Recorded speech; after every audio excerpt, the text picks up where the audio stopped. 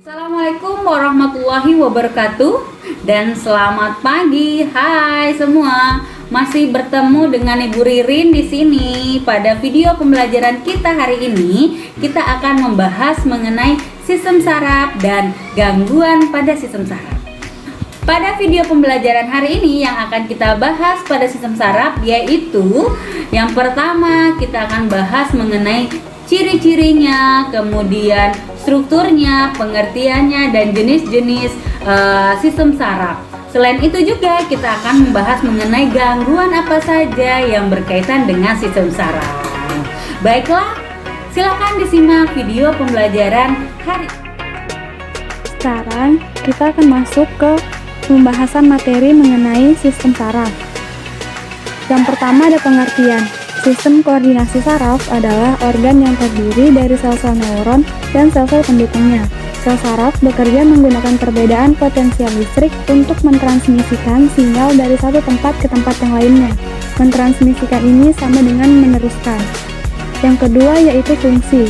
Secara umum, fungsi dari sistem saraf yaitu memberikan respon, menerima rangsangan, dan juga mengolah rangsangan. Yang ketiga yaitu ciri-ciri sel saraf. Ciri-ciri sel saraf yang pertama yaitu dimiliki manusia dan sebagian hewan, memiliki inti sel atau nukleus, saling ketergantungan antar struktur, bertugas menerima rangsang dan mengirim rangsang, serta segala aktivitas melalui otak dan sumsum tulang belakang. Selanjutnya ada jenis-jenis saraf. Nah, jadi sistem saraf ini terbagi menjadi dua jenis, yaitu sistem saraf pusat dan sistem saraf tepi. Yang pertama yaitu sistem saraf pusat. Sistem saraf pusat adalah sistem yang terdiri dari otak dan sumsum tulang belakang yang memiliki fungsi untuk menerima informasi atau rangsangan dari semua bagian tubuh, kemudian mengontrol dan mengendalikan informasi tersebut untuk menghasilkan respon tubuh. Berikut adalah struktur dari otak. Dan ini adalah struktur dari sumsum tulang belakang. Selanjutnya adalah sistem saraf tepi. Secara garis besar, fungsi saraf tepi adalah menghubungkan respon sistem saraf pusat ke organ tubuh dan bagian lainnya di tubuh kita. Saraf ini meluas dari saraf pusat ke area terluar tubuh sebagai jalur penerimaan dan pengiriman rangsangan dari dan ke otak. Masing-masing susunan saraf tepi memiliki fungsi yang berbeda. Nah, jadi berikut adalah struktur dari sistem saraf tepi. Sistem saraf tepi ini terdiri dari sistem saraf kepala atau kranial dan juga sistem saraf tulang belakang atau spinal.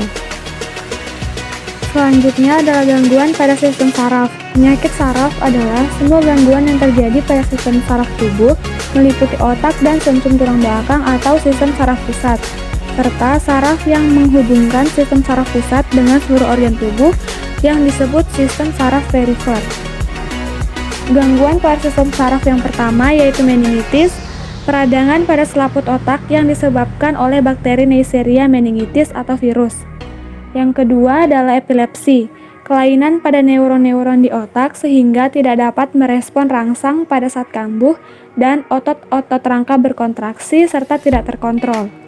Yang ketiga yaitu neuritis, iritasi pada neuron yang disebabkan oleh infeksi, kekurangan vitamin, keracunan, atau karena tekanan.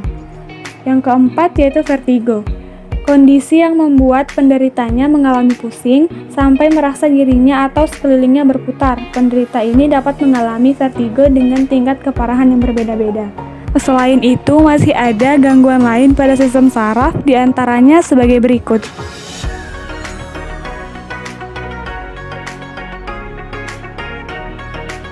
Itulah tadi penjelasan materi berkaitan dengan sistem saraf dan gangguan pada sistem saraf.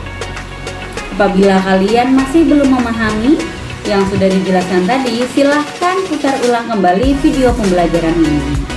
Terima kasih sudah menyimak materi untuk hari ini. Kita akan bertemu kembali pada video pembelajaran selanjutnya. Terima kasih dan Assalamualaikum warahmatullahi wabarakatuh.